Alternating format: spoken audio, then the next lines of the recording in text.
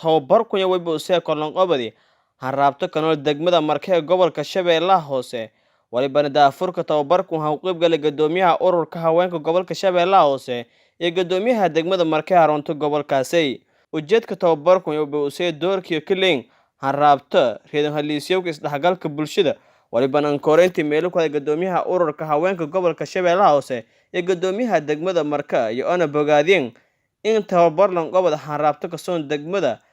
maxaa la yiraahdaa ku saabsan yahay doorka haweenka ay ka qaadan karaan isdhaxgalka iyo maxaa la dabashiinta magaalada marka oo haweenka loo arkay inay yihiin laf dhabarka ugu muhiimsan ee nabadeenta iyo isdhaxgalka bulshada ummadda Soomaaliyeed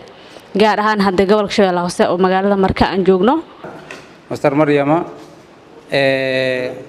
saaki waxa halkan aan isugu nimaday furitaanka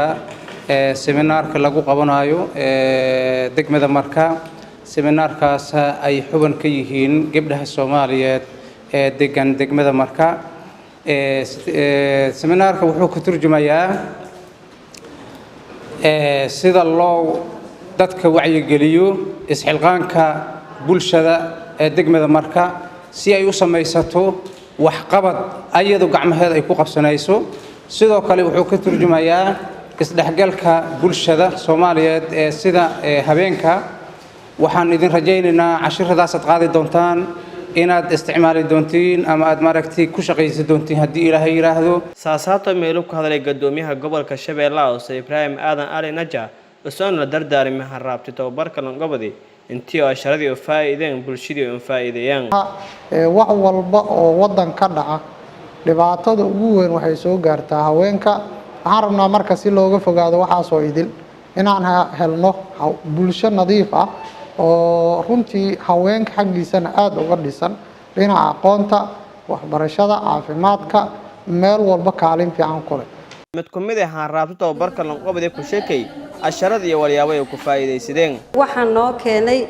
waxaan nagu soo baraarujiyay ayaa mahad iyaguna iska loo mahadsan yihiin ta saddexaad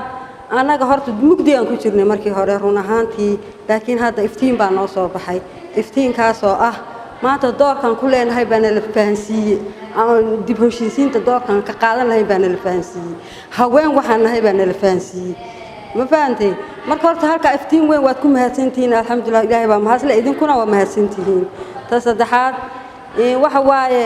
anaka arqalado badan baan soo marnay dib badan baan soo marnay wadadaas mari weynaan soo marnay kufsina la kufsanayaan soo marnay wax kasta oo soo marnay alxamdulillah rabbil caalamiin hadda tan maanta aan fahnaan ilowsiinaysa insha Allah hadana nooga si fiicnaa doonto rajo weyn baan hadda filanayna seminaaradan aad noo keentayna aad iyo aad baad ugu mahadsantihiin wax weyn baan ka fahnay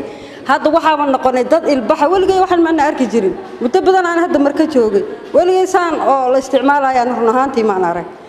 فيصل داوسرادية تلفزيون كونفور قلبت مقالة بيدبا